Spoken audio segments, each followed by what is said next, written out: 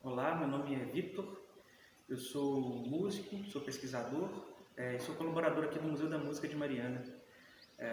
A minha formação ela é uma formação voltada para o campo da música popular e como performance, e eu me formei na Federal de Ouro Preto como professor de canto, né? Eu fiz um curso de licenciatura focada na prática vocal.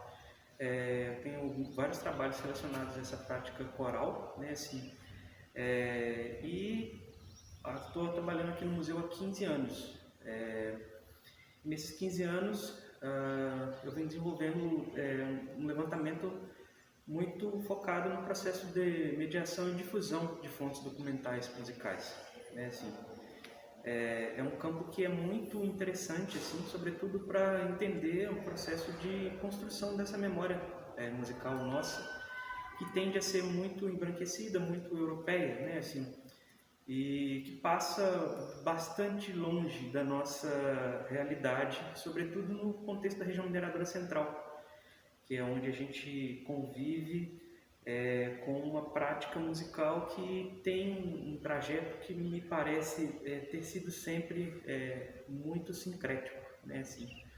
E é muito interessante a gente olhar para esse acervo, né, para esses documentos que em alguns casos são manuscritos, em outros casos são impressos, e perceber evidências dessa prática tão diversa, né, assim, nesse cenário lindo que é dessa região de Mariana, Ouro Preto e cidades adjacentes.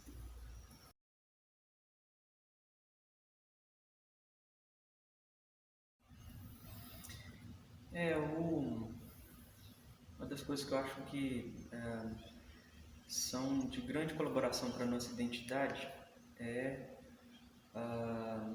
que eu acho que a gente tem expectativa é se deparar com fontes documentais ou fontes musicais que são ricas, né, assim. E essa riqueza, ela muitas vezes é determinada por elementos que são externos, né, assim. É muito comum as pessoas visitarem esse museu, ouvirem as obras e não se questionarem sobre quem são os sujeitos que estão compondo essas músicas, né, essas obras, né, assim. E tem umas situações que me parecem ser bem inusitadas, que é que as pessoas ouvem as obras e não se questionam porque elas têm uma predisposição, uma parte dos nossos visitantes, né, assim, de que esses sujeitos sejam brancos, porque é a norma, né, para saber polifonia, para ser letrado, para ser, né, assim, sobretudo nesse contexto do século XVIII e XIX, né, assim, é o que era dado, né, assim. E há inúmeras situações em que isso é presente na trajetória biográfica desses sujeitos. A gente tem um exemplo que é muito consistente, que é o do próprio padre José Maurício Nunes Garcia, que é um compositor que viveu na virada do 18 para o 19 e que tem a família originária aqui de Cachoeira do Campo. Ele realizou obras incríveis, assim, são do ponto de vista estético, devocional, enfim, da conexão com a música em si. Ele é um sujeito que é muito emblemático, assim. E o que chama muita atenção das pessoas é descobrirem que ele é o primeiro padre negro a atuar na Capela Real, né, assim. Era o posto máximo que se podia ocupar um sujeito nesse período, né, assim. Na época a gente não tinha o mainstream, não tinha o rádio, a televisão, né, assim.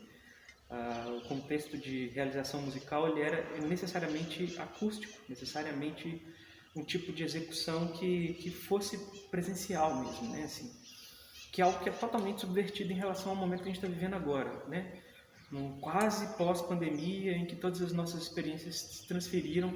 O que já era pouco do ponto de vista do acústico ficou mais árido ainda, porque tudo passou a ser excessivamente digital, né? Assim, nesse cenário do século XVIII e XIX era o contrário, não tinha a menor possibilidade de você ter um registro fonográfico de qualquer ordem, né? Assim, então tudo era ao vivo, né? Assim, e Neumann, que é um compositor europeu, chegou aqui e se deparou com esse sujeito compondo, tocando, improvisando na Capela Real, né? Assim, e o susto que ele tomou não é nem com a questão da cor da pele do sujeito, mas a capacidade de realização musical dele, né? Assim, então,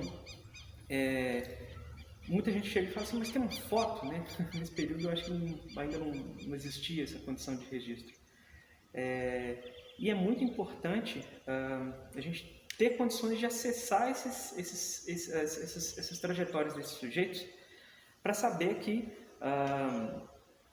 eles não eram necessariamente sujeitos com essa tópica embranquecida que se esperava, né? Assim, inclusive tem um termo cunhado a partir de 1940 por aí, quando se começa a musicologia no Brasil, que é o mulatismo musical. Hoje em dia essa palavra é horrível, né? Assim, na verdade ela sempre foi, né? Mas hoje em dia ela tem a conotação depreciativa que existe, né, por trás do mulatismo. Mas nesse contexto do mulatismo entendia-se que era a mistura, né? E a música feita pelos pardos. Eram sujeitos que se educavam por meio de mestres na casa desses sujeitos e que iam atuar num processo que muitas vezes era formado para atender ao contexto da Igreja Católica, mas que tinha em si uma condição de execução que era muito híbrida, muito sincrética, né? Assim, pensando, por exemplo, nesses sujeitos que se formavam com esses mestres para compor música polifônica, 4 vozes, por exemplo. Na hora que você olhava ali na grade das 4 vozes, quando tinha grade, né, porque tudo era muito era parte cavada, tinha ali figuras rítmicas que não eram nem um pouco convencionais para o tipo de composição que se esperava, né? Assim,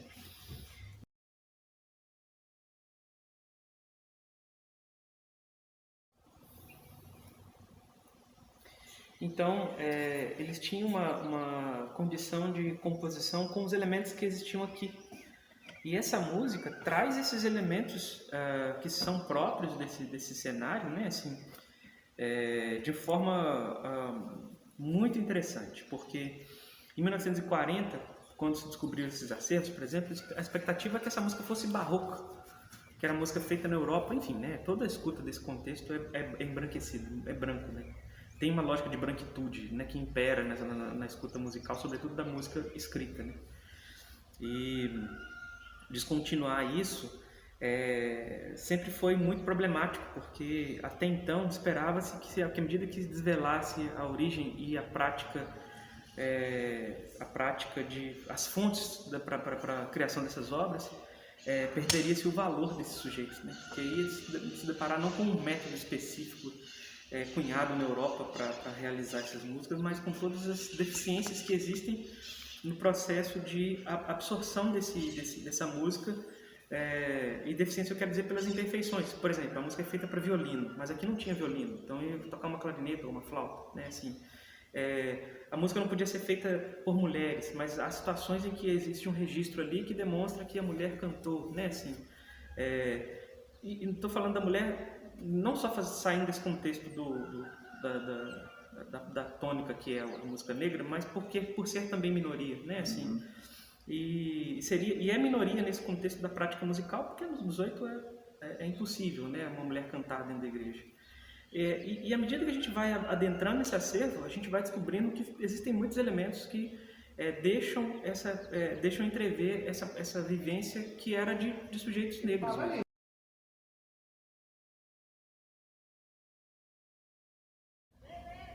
O entendimento dessa prática musical ele passa necessariamente pela análise da escrita, pelas teorias da escrita, né?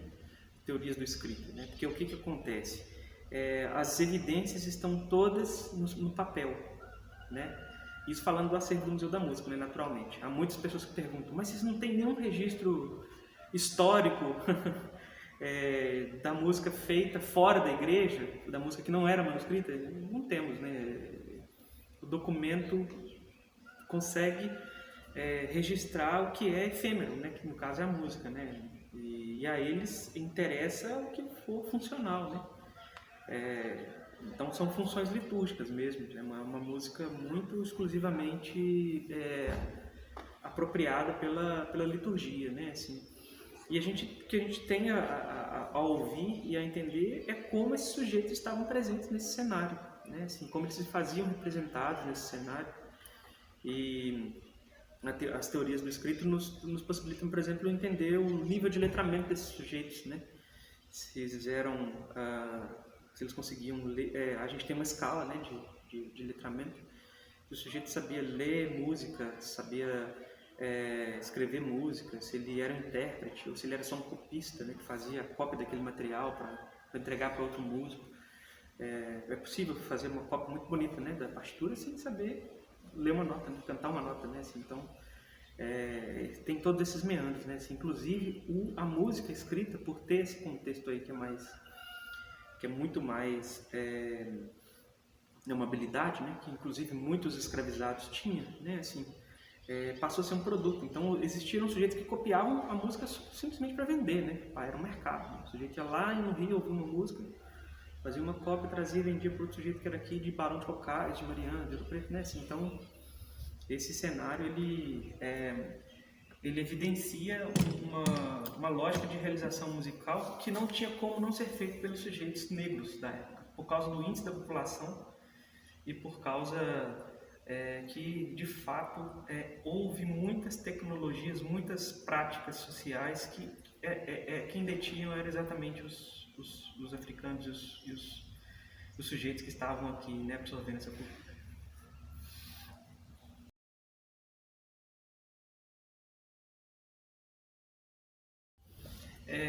Tem um elemento que é bem interessante, assim, é que a escuta que a gente tem que empreender, ela é uma escuta social, que é diferente de uma escuta estética.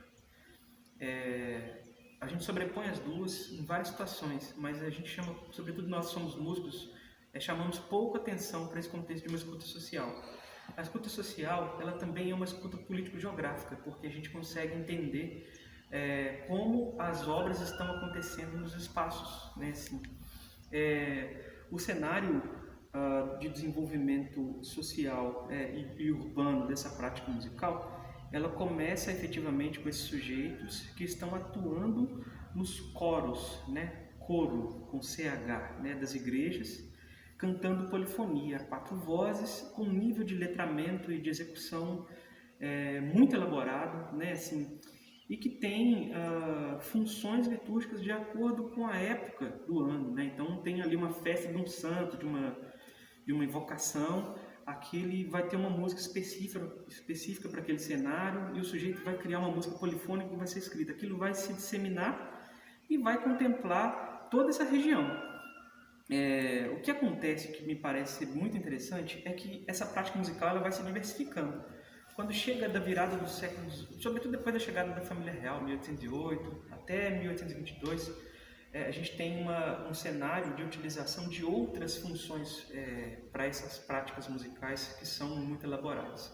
A gente tem outros elementos que entram, né? Assim, a gente deixa de ter o coro, que é dentro da igreja, com esse contexto que é totalmente eclesiástico, e passa a ter o corinho, que é o que acontece na quermesse, que é fora da igreja, né? E é muito interessante E é muito interessante porque corinho, né, assim, com CH também, né, nessa época, né, o corinho ele acontece na quermesse ali, fora da igreja, trazendo um repertório que é popular e que é divertido, né? Quermesse é um momento de você comer, se divertir, se interagir, né? Então, esse corinho, ele está muito num contexto familiar e por isso ele também é ligado diretamente ao contexto, ao ambiente doméstico, dentro das casas, né? Então, as obras que estão sendo executadas ali nesse ambiente do corinho, ela também está sendo executada dentro da casa e em muitas situações pelas mulheres, né? Assim,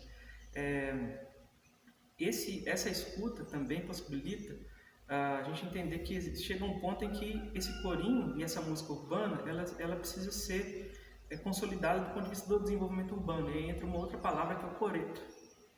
A gente tem os três espaços, né? O coro, que é onde acontece a igreja, a música polifônica. Tem o corinho, que é esse ambiente informal das quermesses, da música urbana. E o coreto, que é um ambiente, vamos dizer assim, quase civilizatório, né? Assim, civilizatório, o que eu quero dizer, é relacionado com essa condição de uma sistemática urbana, né? E a música que já está na sistemática urbana do coreto já é da banda, né? Da banda de música, porque civil, né? Ela já está ali sistematizada como uma entidade que é da própria sociedade civil e que se organiza para realizar aquela música para os momentos que são importantes, né? E aí entra um elemento que é fundamental, que é que a banda de música, ela realiza um processo de hibridização dessa música popular que acontece há 150 anos, 180 anos, ininterruptamente, né? Assim, e é por causa da banda de música que a gente tem, por exemplo, essa demanda que é da música, inicialmente da música doméstica, sendo traduzida para a rua. Não foi incomum que os sujeitos, né, os pais de família, sobretudo das fazendas, comprassem impressos que vinham que vinham pelo trem, por exemplo, que chegava nessas comunidades e que tivesse um maestro que pegasse essa música que era pro piano da doninha ali, que tocar, né, da menina que estava sendo educada para se casar, pegar essa música e transcrever, por exemplo, para a banda, né, assim. Então a gente tem, inclusive, inúmeros exemplos, né, de obras que sofreram esse processo, né. E aí chega no cenário da banda civil, que é muito comum a gente ver ali a banda civil, ela é uniformizada, ela é uma banda militar, na verdade. O que é referenciado, né, assim, como militar, é bumbo, caixa e chimbal, do ponto de vista da percussão. Mas o sujeito que está tocando esse negócio não é nem um pouco soldado, não é nem um pouco duro, né? Assim, ele vai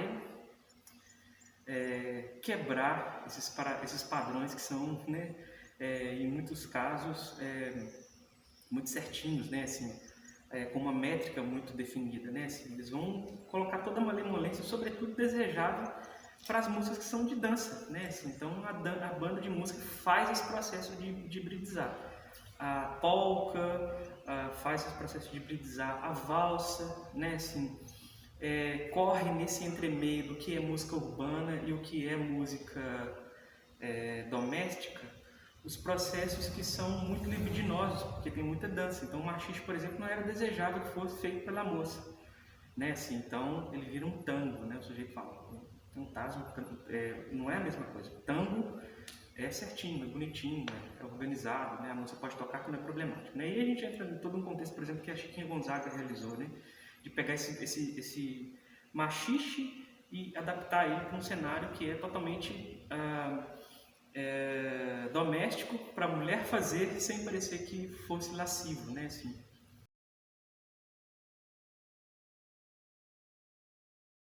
Tem uma condição de produção musical aqui que é muito rica para a gente ficar cegamente olhando para essa prática musical exclusivamente europeia, embranquecida, de uma época que não tem nada a ver com a gente, né? Assim, a história da música que a gente estuda, ela não fala nem um pouco desse contexto que a gente vive aqui, né? Assim, então, por isso que eu acho que é muito importante esse acervo, muito importante esse museu, e acho que é muito importante esse trabalho, né? Assim, de se perguntar onde está a música negra, né? Que a gente tem no nosso passado, né? Assim, e tem que perguntar pela música negra mesmo, porque muitos desses sujeitos que foram brilhantes, assim, geniais, para que não fossem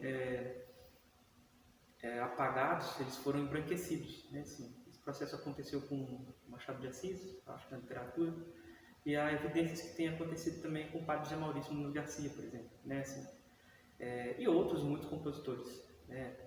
A presença desses sujeitos, ela foi apagada pelo nome, foi apagada né, pela autoria, pela forma como eles estiveram presentes aqui, né? Assim, e a gente precisa, de fato, mesmo que seja pela quantidade de dados que falta, né, pela ausência, pelo silêncio, né, fazê-los soar novamente, né? Assim, então, que seja uma trajetória de pesquisa que possibilite um encontro real, né, nosso com as nossas raízes.